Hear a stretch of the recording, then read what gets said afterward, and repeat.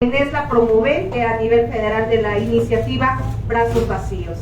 Asimismo, también le doy la más cordial bienvenida a nuestra amiga diputada federal Julieta Cristal Vences Valencia, presidenta de la Comisión de Igualdad de Género en el Congreso de la Unión. Agradezco. Muchas gracias. Un aplauso para nuestras dos invitadas especiales el día de hoy. También quiero agradecer la presencia siempre de mis compañeros diputados obradoristas, mi compañera María Yolanda Gámez Mendoza, el diputado Carlos Alberto Evangelista, el día de hoy, y el diputado José Iván Herrera Villagómez, así como mi compañera diputada Daniela Mier, que en unos instantes se estará incorporando a esta rueda de prensa, y su servidora Angélica Cervantes. Olvidaba presentar también a nuestro compañero en materia de derechos humanos, el licenciado Luis Soriano. También bienvenido, compañero, para estar en esta rueda de prensa. Y bueno, pues sin más preámbulo, vamos a dar inicio con temas importantes y relevantes en lo que tiene que ver con la agenda legislativa que nosotros como compañeros diputados obradoristas llevamos a cabo cada semana. Y bueno, en este tema vamos a iniciar con la aprobación de la Ley 3 de 3 para su aplicación en todo el país. Entonces le cedo el micrófono a mi compañera, diputada Julieta Vences. Gracias.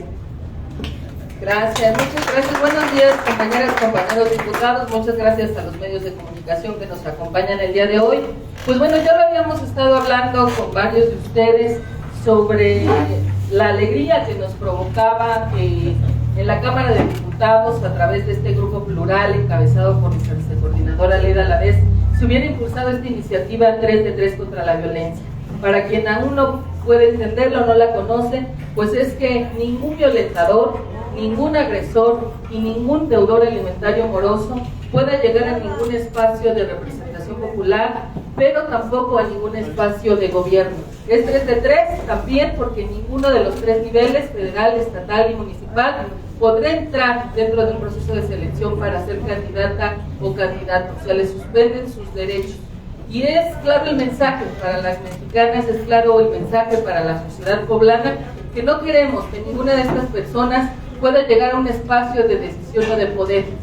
Porque aquel que tiene tan poquitos principios y valores, por ejemplo, para dejar a sus hijos sin recurso económico para poder salir adelante, sin poder tener lo mínimo, sin poder tener su manutención, que aparte es un derecho, pues bueno, no puede tener ni principios, ni valores, ni mucho menos ética profesional para estar en un espacio de representación en donde su labor como legislador, legisladora o dentro del gobierno federal es representar a los ciudadanos con ética y profesionalismo.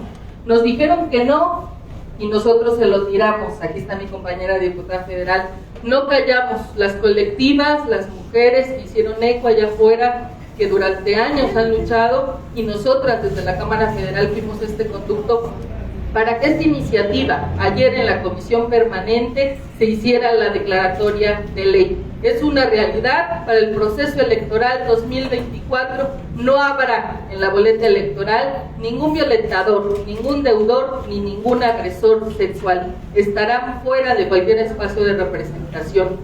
Agradecerles a mis compañeros diputados locales, al igual que los otros 22 congresos estatales, fueron 23 hasta el día de ayer los que han aprobado y homologado esta iniciativa en el Congreso local. Necesitábamos solamente 17, era la meta porque era una reforma al 38 constitucional, donde la mitad de los congresos más uno tendrían que aprobarlo. Rebasamos la meta, son 23, urgía porque esta iniciativa tenía que estar aprobada 6 meses antes, por lo menos lo marcan también otras leyes, como la Ley General de Procedimientos Electorales, antes de iniciar el próximo proceso electoral 2024. Por eso era la presión que se tenía, por eso se hicieron las reuniones y acercamientos con el Senado para que lo aprobaran antes de que terminara el periodo ordinario, y por eso era la presión y el exhorto respetuoso que se hacía a los congresos locales. Pero lo logramos, rompimos el machismo que existe todavía en muchos lugares, este patriarcado que ha hecho que entre muchos de los compañeros que han realizado este tipo de acciones se siguieran ayudando a esconder su actuar que se seguían solapando y que al final de cuentas, cuando ellos llegan a una posición de poder, pues lo utilizan para seguir lastimando, no solo a su pareja, sino a muchas otras, y que en algunas conferencias de prensa yo le decía, hay diputados locales en el país, hay diputados federales, hay senadores, hay empresarios que han hecho este tipo de conductas y que no podemos permitir que sigan llegando a un espacio de representación, a un espacio de decisión o de poder, porque simplemente no pueden representar los intereses de la ciudadanía. Entonces, decirles que estamos de fiesta, que es un momento histórico después de que las mujeres colectivas y feministas han luchado a lo largo de la historia para ganar nuestros propios derechos, que de por sí deberían estar dados porque lo marca la Constitución, pero que en la realidad no hemos podido ejercerlos. Es un día de fiesta para nosotras, para la sociedad, y queremos hacérselo saber a todas y todos ustedes. Se logró y vamos a seguir trabajando no solo desde la Comisión de Igualdad de Género, sino desde esta Cámara de Diputados, de la legislatura de la paridad, la inclusión y la diversidad, porque no solo es un orgullo decirlo, siempre lo hemos dicho, es una gran responsabilidad ser el 50% por primera vez en la historia, y miren que estamos ya en el 2023, la primera vez en la historia que somos la mitad de mujeres en la Cámara Federal. Entonces tenemos la gran responsabilidad de llevar sus causas, de llevar sus luchas y hacerlas una realidad. El compromiso es seguir trabajando con esta agenda feminista, donde ponga a las mujeres al frente, sus derechos al centro y los violentadores fuera de cualquier espacio de decisión o de poder. Muchas gracias. Muchas gracias, diputada Julieta, por su intervención. Y bueno, sin más preámbulo, también le damos el uso de la palabra a la diputada Marisol García Segura, que este día nos viene también a entregar de manera simbólica la iniciativa de la ley Brazos Vacíos, y que para nosotros es un honor como diputados obradoristas poder llevar a tribuna este tema tan importante, en la cual se lleva a cabo o se pretende la reforma a la Ley Estatal de Salud en diversas disposiciones, y también la reforma a la Ley de Trabajadores al Servicio del Estado de Puebla. Pero ¿quién mejor que nos pueda platicar sobre esta iniciativa de nivel federal que nuestra querida Marisol García? Bienvenida a Puebla. Gracias. Muy buenos días a todas y a todos, compañeros de la prensa. Es muy importante que ustedes estén hoy aquí también para darle visibilidad a varias historias. Yo les quiero contar ahorita, antes de leerles el discurso que les tengo preparado, uno de los testimonios que a mí me impactaron cuando decidí entregarme de lleno a esta ley. Fue la historia de una mamá, Paola, que estaba esperando a su bebé, estaba a punto de dar a luz, entra al hospital privado en Metepec, en el Estado de México, y nace su bebé perfectamente, lo abraza, lo besa y se lo llevan en unos segundos para limpiarlo, para bañarlo, y a las 6 horas le entregan a este bebé en una cajita de cenizas. Y le dicen que no pudo ver a su bebé, que el bebé murió, pero que después de varias horas el bebé iba a entrar en estado de putrefacción, y entonces no le dijeron nada. Y ahí empieza el infierno para una familia, para un núcleo familiar, porque además algo que he entendido a lo largo de los días platicando con las mamás que han perdido a un bebé, porque esto habla de Brazos Vacíos, esta ley habla de la violencia obstétrica que viven muchas mujeres, pero además es un dolor que se vive en soledad. Cuando una madre pierde a un hijo, como no tiene nombre además, ¿no? Cuando muere tu madre y tu padre, pues te quedas huérfano. Cuando muere tu esposo o tu esposa, te quedas viuda. Pero cuando muere un hijo no hay una palabra. No tenemos una palabra porque no la llena. No hay una palabra que sea incluso natural, ¿no? Lo natural es que se muera primero tu padre, tu abuelo, y después tú y después tus hijos. Entonces, el camino de estas madres violentadas se vive muy sola, porque pierden a un bebé en condiciones de mucha violencia. No son hechos aislados, son muchas violencias a partir que no hay un protocolo. Entonces yo quiero, aparte de contarles que por eso somos las voces de estas compañeras madres que viven en esta lucha, porque además no hay un protocolo en los hospitales. Esta ley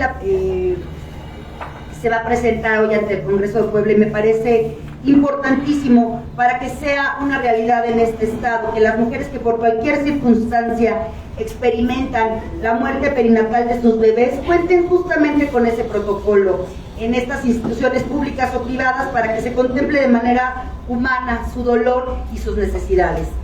Es justamente, y siguiendo con la idea que no queremos más violencia contra las mujeres, que además de padecer la inmensa pérdida que implica la pérdida de sus bebés, experimentan la violencia institucional producto de la ignorancia o bien del propio machismo, que no concibe que una mujer que ha estado embarazada pero que perdió a su bebé es madre y deben de tener respeto y acompañamiento. ¿Por qué lo digo? Porque hay mujeres que al no haber, y así se los dicen, y lo encomillo y lo plasmo como producto, como no hay bebé, como no hay producto, y lo vuelvo a decir, entonces no son madres y entonces no tienen los derechos a la incapacidad que da el trabajo. Entonces tienen que regresar a los 2 o 3 días cuando tienen cesárea, cuando todavía están produciendo leche, porque además hay varios casos de estas mismas compañeras que al perder al bebé inmediatamente empiezan a tomar pastillas para cortar la leche, pero siguen escuchando porque están en las mismas habitaciones con otras madres que también tienen hijos.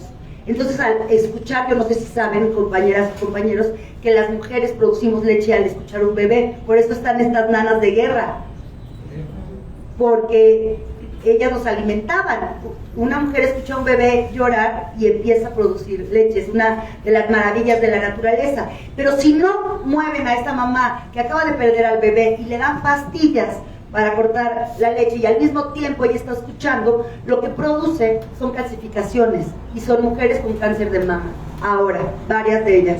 O sea, son varios pasos, por eso les digo que no es solamente un hecho aislado, son varias violencias que se cumplen al no respetar ni siquiera el duelo, de ver a ese niño, que la madre o el padre puedan decidir qué hacer, porque ni siquiera les avisan que hay que incluso bautizarlo para después pedir una orden de defunción. Imagínense nada más todo lo que, el camino tortuoso por el que pasan las familias y sobre todo las madres, porque además, como les repito, es un dolor aislado. Esta ley la presenté en marzo de este año en la Cámara de Diputados y contempla justamente los siguientes puntos: que haya capacitación con respecto de los protocolos de atención al personal de salud para la atención de las madres y padres en caso de muerte perinatal o neonatal, que se activen los protocolos correspondientes a fin de otorgar a la madre toda la información necesaria que le permita la donación de leche materna, respetando en todo momento su voluntad y sus derechos humanos, porque no la contemplamos, no contemplamos a las madres en estos momentos, se olvida, hagan de cuenta que es un objeto, no pasa absolutamente nada, y ahí es donde queremos recalcar la situación, que se implementen protocolos específicos de atención física y psicológica, así como acompañamiento y seguimiento al proceso de duelo de padres y madres de familia en los casos de muerte perinatal o neonatal, y garantizar el derecho a la atención física y psicológica para vivir y superar su duelo. Durante esta etapa se le otorgará permiso especial por posparto por 6 semanas, respetando en todo momento su dignidad como persona, y permanecer en un área especial en caso de muerte perinatal o neonatal durante su estancia hospitalaria, durante el tiempo además que ella lo requiera. Sin embargo, como bien sabemos, a nivel federal tenemos un proceso de dictaminación y estudio que puede ser mucho más tardado, porque implica la modificación de marcos jurídicos que cambian leyes y afectan también a nivel local. Informarles también que la ley que presenté está turnada a las Comisiones Unidas de Salud y Previsión Social, así como la Comisión de Igualdad de Género para opinión. Así que le voy a encargar a mi compañera querida Julieta Vences que ahí le eche un jalón, entendiendo también que el próximo periodo podrá ser dictaminada y aprobada, y espero darles esa noticia a todas y a todos ustedes. Y bueno, por supuesto que aplaudo que hoy esta iniciativa se presenta en este Congreso de Puebla para ir avanzando hacia un país más solidario con el duelo y la pérdida que sufren muchas mujeres por la muerte perinatal. Y, por supuesto, reiterar mi compromiso para que todas las formas de violencia contra las mujeres sean erradicadas. Muchísimas gracias, compañero Carlos. Feliz cumpleaños. Gracias, gracias. Feliz cumpleaños, vamos a festejar. Yo creo que es vas a pasar un cumpleaños muy especial, porque la ley 3 de 3 también, ningún agresor con sentencia firme, eso sí, que nos quede muy claro, con sentencia firme, no es que hoy se me ocurra denunciar al desgraciado para que mañana no voten por él, tiene que tener sentencia firme para que pueda ser juzgado y quitarle sus derechos políticos, y recordarles también que ya tenemos un padrón de deudores, que poco a poco les vamos a ir quitando sus derechos. Si no puedes darte de comer a tus hijas o a tus hijos, pues para qué quieres un pasaporte o para qué quieres una licencia. Entonces, bueno, eso es prácticamente la intención de seguir avanzando pianito, pero a paso firme y ni un paso atrás. Muchísimas gracias por la invitación a todas y a todos, mi compañera Julieta, querida, adorada, todas y a todos, muchas gracias, y es cuanto. Buenos días. Gracias. Buenos días, compañeras, compañeros, medios de comunicación. Quiero compartir con ustedes una noticia muy importante. Me complace informarles que se ha aprobado una iniciativa que presenté el 27 de noviembre del 2022. Esta iniciativa ha sido concebida con el objetivo principal de fomentar y proteger nuestra rica herencia cultural y tradiciones, al mismo tiempo que promovemos la economía local y evitamos cualquier forma de violencia o censura hacia estos grupos de personas que a menudo enfrentan barreras y obstáculos en su desarrollo. Al garantizar y autorizar espacios públicos para los artesanos mexicanos, especialmente aquellos provenientes de Puebla, así como para los que preparan alimentos tradicionales y venden productos de temporada, estamos brindando una plataforma para que puedan exhibir y vender, sobre todo compartir su invaluable trabajo con la comunidad. Esto les permitirá fortalecer sus negocios y medios de vida, preservando así nuestras tradiciones y generando un impacto positivo en nuestras economías locales. Además, me complace anunciarles que en los próximos días se esperan más iniciativas que serán presentadas y aprobadas. Por otro lado, el día de hoy les informo que presentaré ante el Pleno del Congreso del Estado una iniciativa que busca regular la emisión de licencias de construcción con una perspectiva ambiental. Es necesario fortalecer la protección y restauración de las áreas naturales protegidas para preservar los beneficios ambientales y sociales que brindan a la población en áreas que son fundamentales para la captación de agua pluvial, producción de oxígeno, retención de contaminantes y suelo, además de la mitigación del cambio climático. En la actualidad en Puebla contamos con 3 áreas naturales protegidas: Cerro Zapotecas, Humedal de Valsequillo y Sierra del Tenso. Además colindamos con otras 7 áreas naturales protegidas en los estados vecinos. Con esta iniciativa buscamos proteger y preservar estas áreas naturales. Agradezco su atención y les deseo un gran día. Buenos días, compañeras y compañeros de los medios de comunicación. Yo es pedirles a ustedes el favor enorme de que se escuche en Casa Aguayo sobre el tema de Laura Natalia. Ayer recibimos 2 buenas noticias. Ayer Alina, la policía que fue sentenciada a 23 años de cárcel en Tijuana, Baja California, ya salió, está libre por haber matado a su violador. También Roxana Ruiz, ayer también ya quedó en libertad por haber matado a su violador. Pero aquí en Puebla tenemos el caso de Laura Natalia, que lleva 11 años en prisión en Tehuacán, originaria de Tlachichuca, que igual queremos que desde el gobierno del estado, del poder judicial, pues ayude a que se libere a esta mujer, a esta madre, a esta compañera que por haber defendido a ella y a su hija de su violentador, de su agresor, hoy fue sentenciada a 22 años de cárcel, y que en este mes cumplió 11 años en prisión en Tehuacán. Por eso queremos pedirles a ustedes esa ayuda, de que este caso de Natalia no se pierda, sea más visible, y decirle al gobernador Sergio Salomón y al Poder Judicial que pues tengan a bien de ayudar, de que salga de prisión y que pueda regresar con su familia. Es cuando.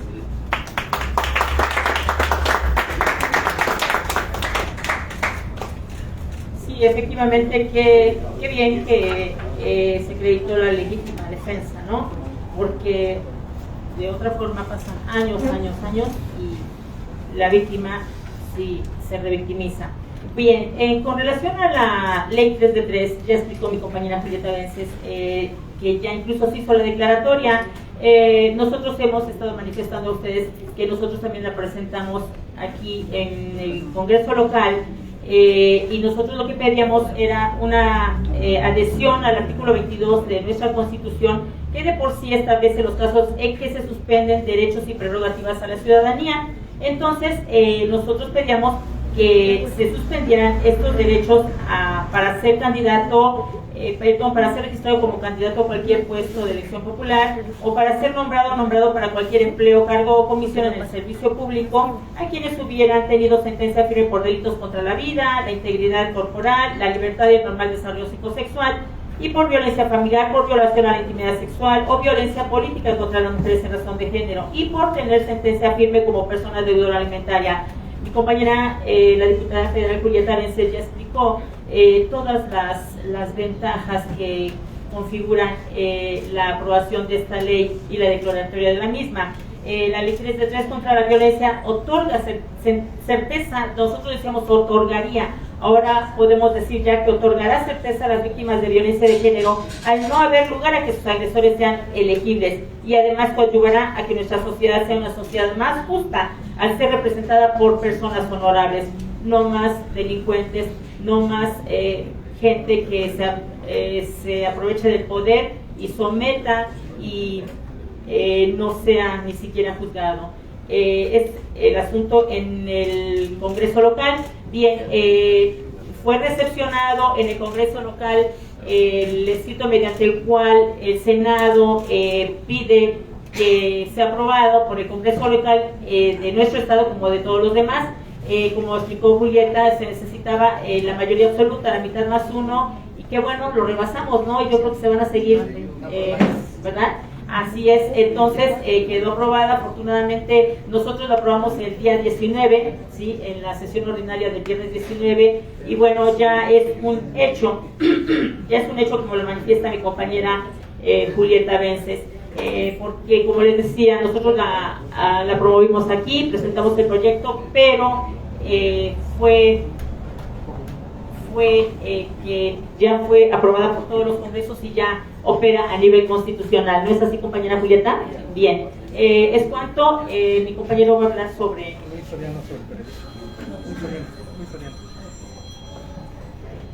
Muy buenos días tengan todos los medios de comunicación. Saludos a las diputadas y los diputados, y felicidades a Carlos por su cumpleaños y a Julieta y Carlos por su aniversario.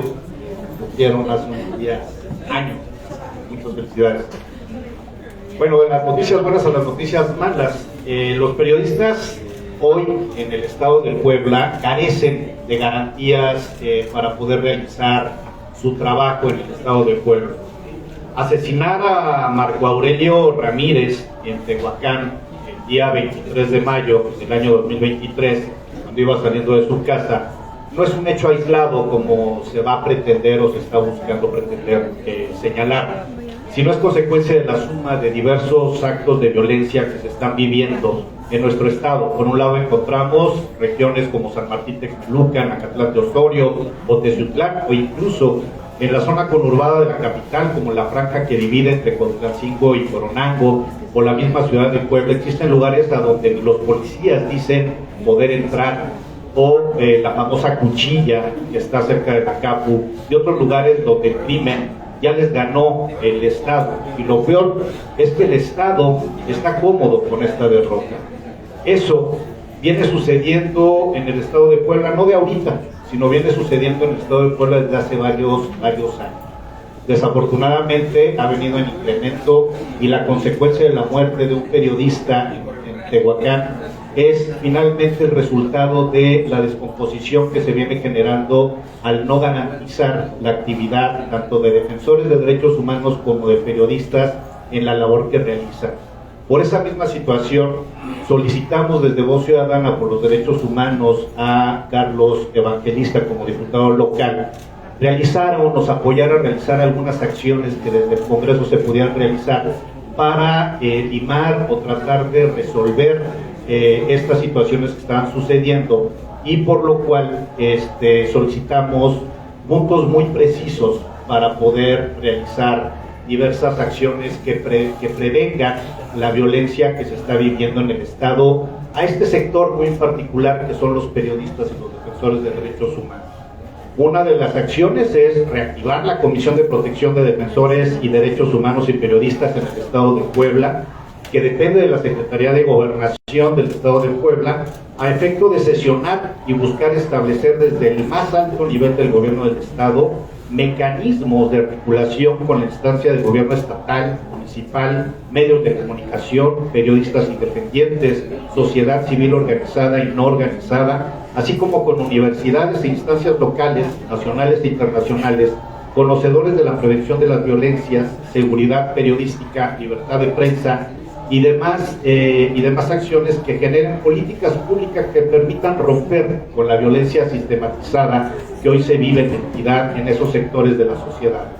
El segundo punto es solicitar a la Dirección de Atención a Periodistas y Defensores dependiente de la Secretaría de Gobernación para que se reactive en función a la articulación y a elaboración de las acciones antes señaladas.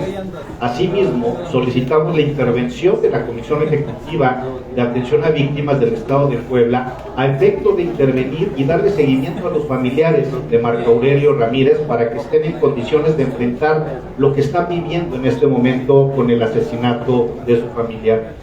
Solicitar a la Fiscalía del Estado de Puebla que de manera pronta y expedita dé con los responsables del asesinato, cuidando en todo momento los protocolos de actuación, así como las cadenas de custodia, para evitar que salgan impunes los responsables, tanto intelectuales como materiales del caso.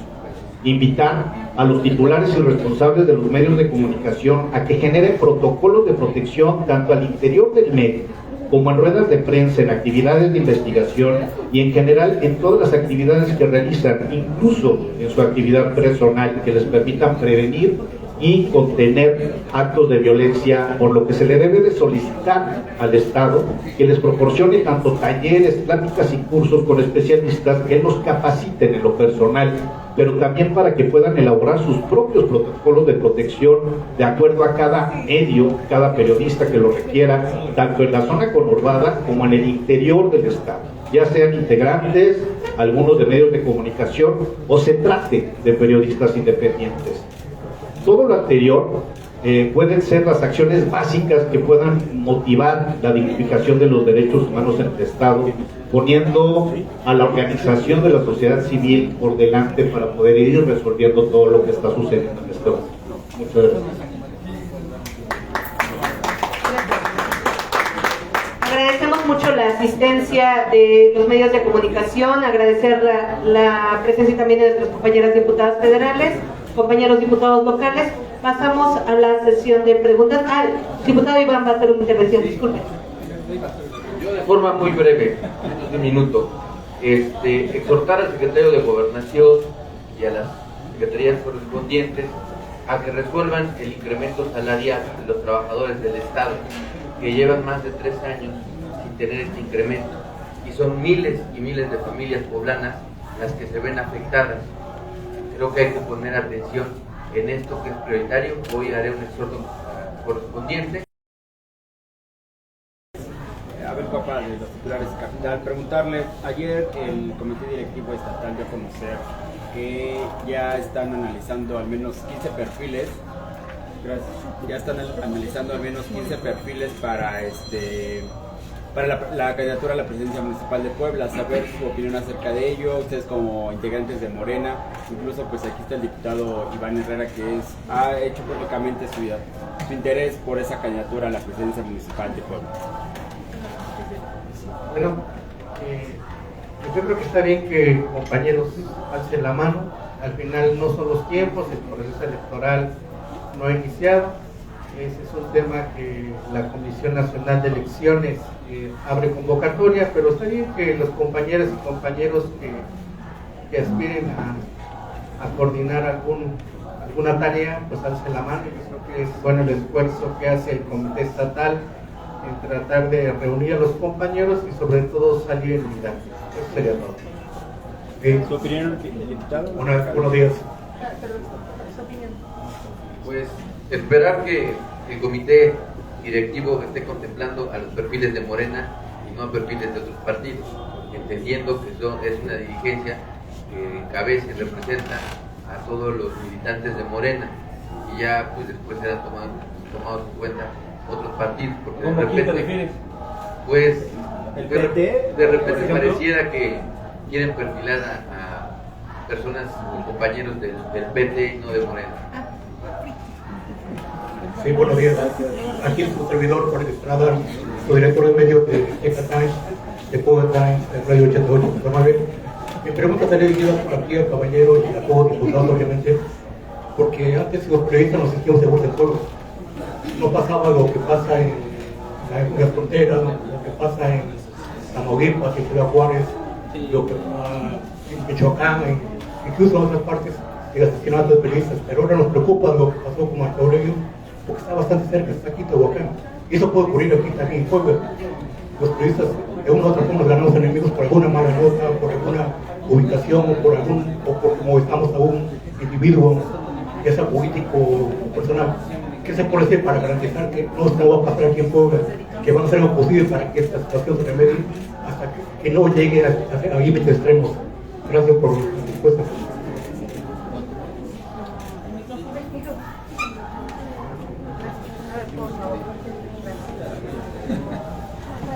Es fundamental, digo, tu pregunta es muy delicada y pues, afecta directamente a todos los que están aquí sentados. Evidentemente la mejor acción que se debe de realizar frente a estas situaciones es la prevención, y la prevención radica desde la educación, formación, generación de protocolos, capacitaciones, generar talleres, incentivar y provocar que se active esta comisión de protección de periodistas y defensores que existe en el Estado, y también la dirección de atención a periodistas y defensores que se dediquen realmente a capacitarlos en lo personal, también como medios de comunicación, en el tema de autoprotección y de generar protocolos de protección. Es la única forma que se puede evitar o prevenir o aletargar que se genere alguna agresión contra las y los periodistas o las y los defensores.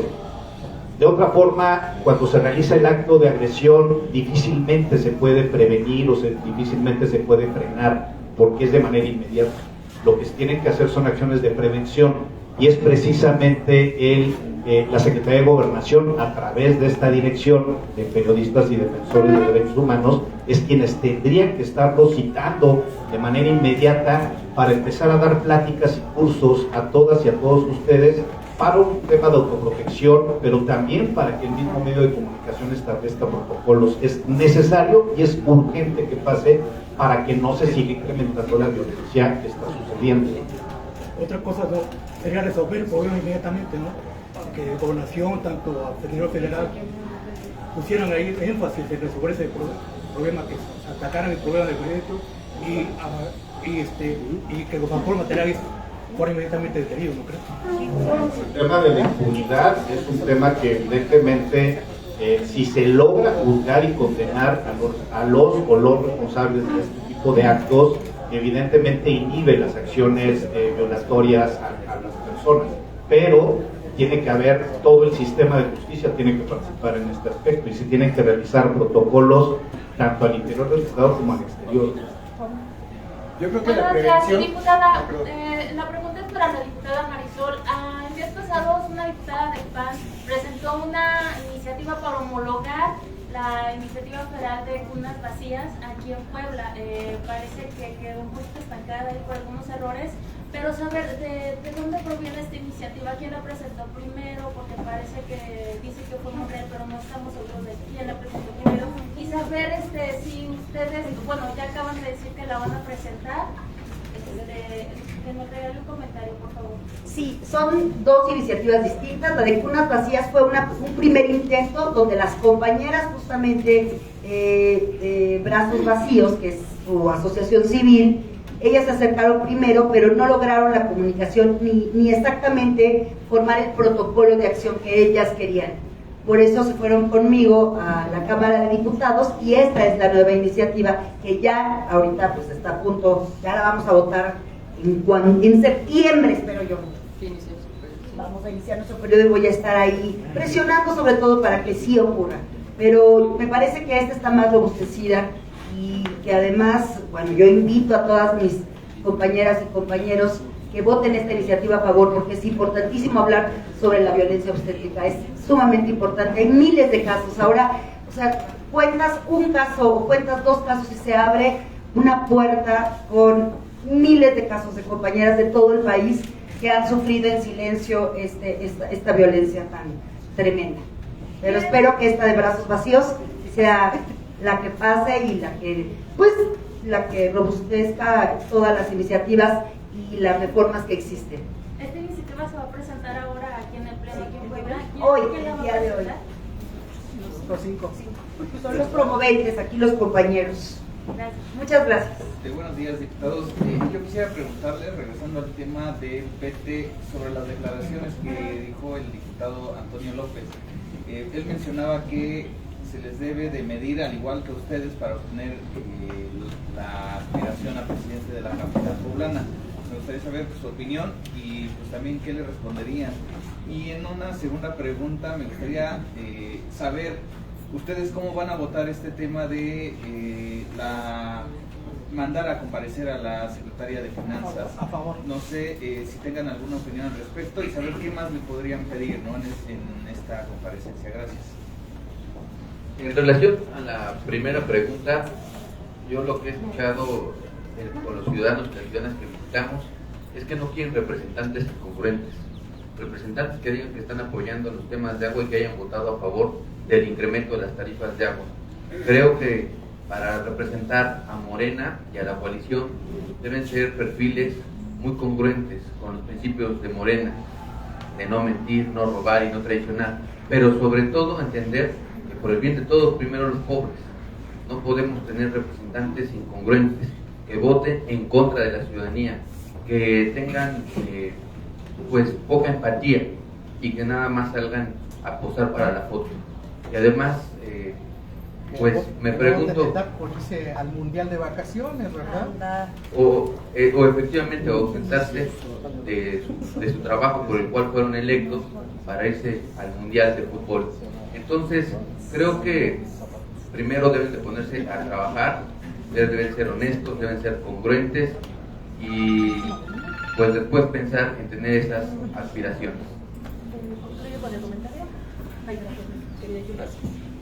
Para concluir con la segunda pregunta, un breve comentario. Efectivamente, por medio del grupo legislativo del PAN se solicitó que se llevara a cabo la comparecencia de la secretaria Teresa Castro y pues el día de ayer en la Junta de Gobierno ya se llevó a cabo esa dictaminación en la cual fue positivo y pues nosotros como diputados obviamente siempre hemos dicho que Morena siempre estará a favor de ir erradicando esas prácticas de corrupción y estaremos, yo creo, por congruencia, y lo considero que así lo haremos todos, no solamente los diputados obradoristas, que también estaremos a favor de esa comparecencia, porque, pues bien lo ha dicho nuestro presidente, no somos iguales, ¿no? Entonces, creo que tendrá las herramientas, sobre todo también tendrá las pruebas suficientes para demostrar que no haya un fraude y demostrarle a todos los demás que están equivocados. Entonces, vamos a aprobar esa solicitud de comparecencia. Estamos a favor de la rendición de cuentas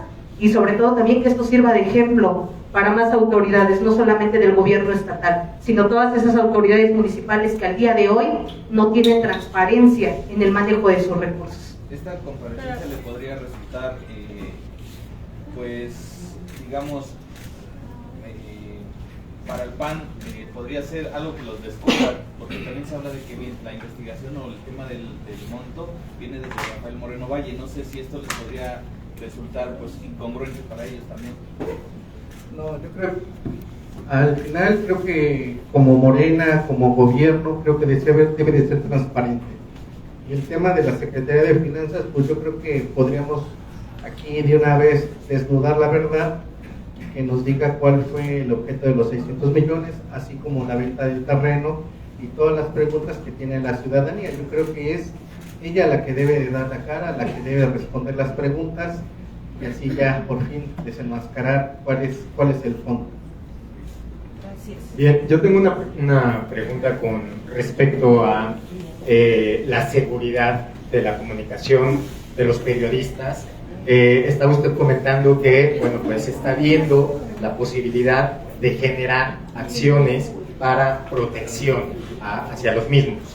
Pero, ¿qué tanta seguridad puede haber? Una, y dos, es buena la prevención, sí, pero creo que eso no asegura mucho, ¿no? Porque al final uno debe de estar libre de poder expresar las ideas sin sentirse atemorizado. Entonces, ¿qué tanta seguridad pudiera existir en lo que está viendo como derechos humanos para la seguridad de los periodistas, ¿no? Porque sí está bien prevenir, pero también creo que debe de existir esa seguridad con convicción para que uno pueda desplazarse.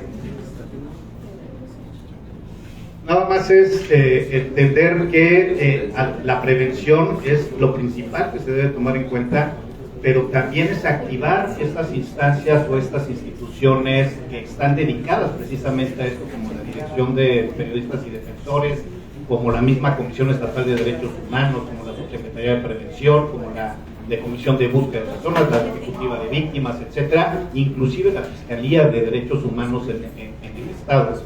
Si estas instancias se dedican a hacer la labor que tienen que realizar, se puede generar un cerco de protección para la libre actividad que tienen que realizar los periodistas, incluyendo también los defensores de derechos humanos. Es reactivar y proponer sociedad civil como Estado para poder realizar este tipo de acciones. Gracias.